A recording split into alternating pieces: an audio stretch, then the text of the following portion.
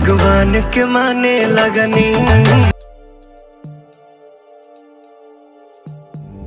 मतलब भोजपुरी के डंका पूरे विश्व में बजे।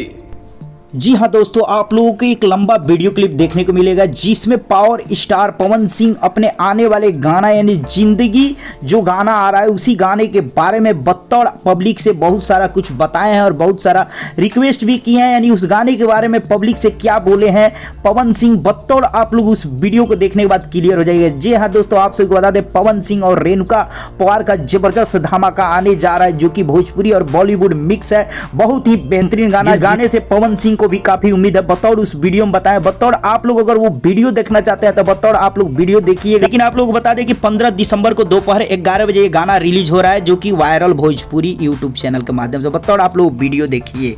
जिंदगी एक यूपी की लड़की जो आज हरियाणा इंडस्ट्री में तहलका मचा के रखी है। पहली बार मेरे साथ वो गाना गाई है जिसका नाम है रेणुका पवार, और ये भोजपुरी हिंदी मिक्स पहली बार आ रहा बा वायरल भोजपुरी यूट्यूब चैनल से।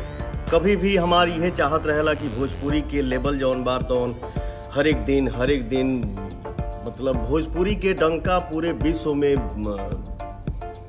बजे। तो ये तबे संभव बा जब आप सबके आशीर्वाद हमरे साथे रही। तो हमकी पूरा भरोसा बा, विश्वास बा, उम्मीद बा कि जौन हम ई गाना लेके आ रहल बानी, जौन गाना के टाइटल बा जिंदगी, पवन सिंह और रेणुका पवार के आप लोग अपन ढेर सारा प्यार देहब, ढेर सारा आशीर्वाद देहब। हम यह कहब कि जौन गाना आ रहल बा बड़ा उम्मीद बा हमके ई गाना से।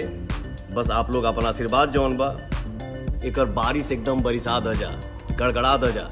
जय हो भोजपुरी। जी हाँ दोस्तों, आप लोगों ने वीडियो देखा तो साफ तौर पे बता दें कि 15 तारीख को गाना आ रहा है। कितना ज्यादा धूम मचाएगा कमेंट सेक्शन में जरूर बताएं। चलते चलते वीडियो को लाइक करें, ज्यादा से ज्यादा शेयर करें और चैनल को सब्सक्राइब करते हैं और घंटी पे जरूर दबा दें।